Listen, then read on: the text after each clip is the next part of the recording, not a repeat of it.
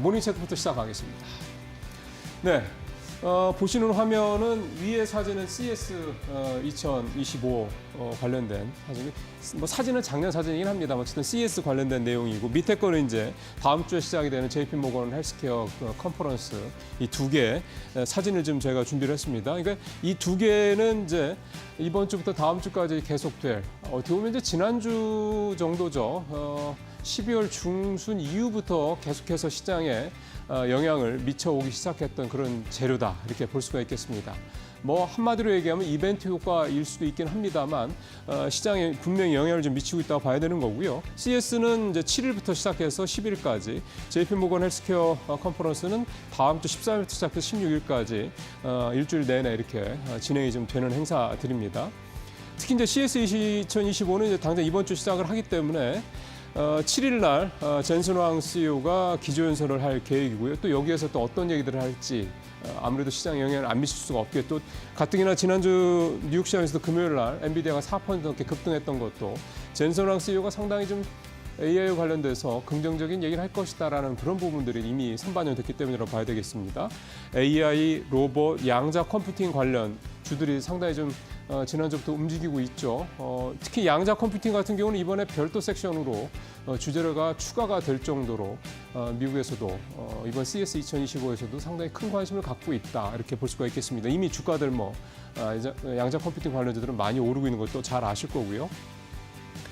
그다음에 JP모건 헬스케어 컨퍼런스에서는 삼성바이오로직스하고 셀트리온 등 이런 국내 어떤 그 기업들, 대형 바이오 회사들이 메인 트랙에서 발표를 할 예정이고요. 이 밖에도 여러 회사들이 나옵니다. 롯데바이오로직스, 휴젤, 클래시스, 브릿지바이오 테라피틱스 같은 회사들이 발표를 별도로 할 예정들입니다. 이런 회사들이 또 있고요. 또 아무래도 이제 이런 컨퍼런스 자체가 이게 전 세계에서 모이기 때문에 국내 바이오 업체들이 이제 이런 빅파마들과의 어떤 여러 가지 미팅들이 아마 알려지진 않겠지만 다 굉장히 많이 이루어질 거라고 생각을 합니다. 여기서 또 굉장히 또 좀 좋은 소식들이 또 전해지지 않겠냐 이런 기대감이 또 이미 시장에서 이렇게 하나하나 반영이 되고 있다 이렇게 말씀을 드릴 수가 있겠습니다. 자, 다음 체크상으로 가보겠습니다. 삼성전자 얘기를 좀 해봐야 될 것 같은데요. 지난주에 삼성전자 관련된 특히 목표 주가를 하향한다는 그런 그 기사들이 계속해서 좀 나왔습니다. 일단 이번 주 8일 날 그 잠정 실적 발표를 하는데 현재 영업이익 컨센서스가 8.4조 원 수준입니다. 근데 일각에서는 8조 원이 안 될 수 있다 이런 얘기도 나오고 있고요.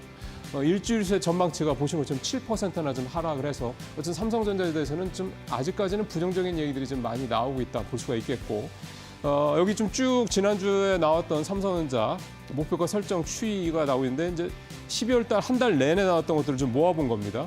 보면은요.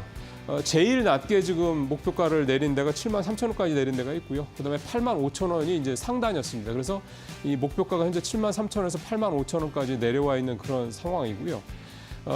긍정적으로 본다 그러면 삼성전자의 이 고환율 효과를 이제 볼 수 있다는 점, 그다음에 PBR이 현재 1배 전후 정도니까 굉장히 저평가되어 있다는 점, 이런 것들이 삼성전자에서는 긍정적인 부분들이다 볼 수가 있겠고, 반면에 외국인들이 삼성전자 계속해서 팔고 있습니다. 12월 달에만 좀 제가 확인해 보니까 2조 1,700원어치를 삼성전자를 계속 매도를 했습니다.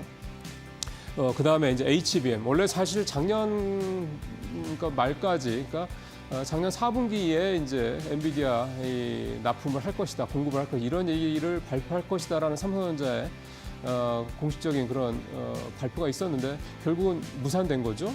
그래서 결국 이 문제가 계속해서 삼성전자 주가의 발목을 잡을 수밖에 없는 그런 변수로 작용을 한다 이렇게 좀 봐야 될 것 같습니다. 근데 거꾸로 얘기하면 결국 이 문제 해결이 된다고 그러면, 환율 문제도 그렇지만은 이 HBM 문제 해결된다고 그러면 또 외국인의 순매도가 순매수세로 또 언제든지 돌아설 수 있는 부분도 있기 때문에 최근 들어 삼성전자 관련돼서 이 바닥권에 대한 얘기들이 계속해서 나오고 있다는 점도 역시 함께 보시면서 워치를 하실 필요가 있겠다는 생각이 듭니다. 자, 다음 마지막 체크사항은 은행주를 좀 살펴보겠습니다. 4대 금융지주사들 주가가 최근 한 달 평균 14%, 두 자릿수 이상 급락을 했습니다. 특히 12.3 계엄 사태 이후에 은행주, 금융주주사들의 주가가 많이 떨어졌는데 역시 이유는 환율 급등 때문이라고 봐야 되는 거죠. 외국인이 순매도를 주도를 했고요. 좀 이 표 잠깐 보시면은 KB금융 같은 경우는 외국인이 지난 한 달 동안에 근 4천억 가까이 팔았고요. 신한지주, 하나금융지주도 1,000억대가 넘는 그런 순매도를 기록을 했습니다. 이 기간 동안 주가도 대부분 다 두 자릿수 이상 크게 떨어지는 그런 모습들을 좀 보였고요.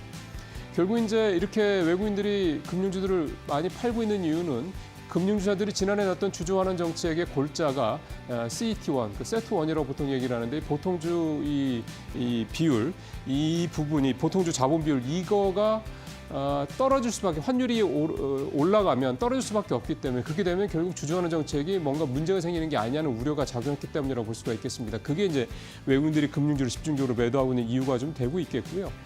중요한 거는 결국 환율이 좀 안정되지 않는다면, 하향 안정되지 않는다면 이 이슈는 계속 갈 수밖에 없는 그런 이슈가 되기 때문에 이 금융주들 관심 많으신 분들은 이 환율의 추이를 차나 자세하게 좀 지켜보실 필요가 있겠고, 또 하나는 이런 환율이 강한 상황에서도 금융주사들이 기존에 했던 이 약속을 잘 지킬 것이냐에 대한 부분들, 이 부분도 좀 잘 보시면서 금융주들에 대한 투자 전략을 짜실 필요가 있을 것 같다는 생각이 듭니다. 모닝체크 마치겠습니다.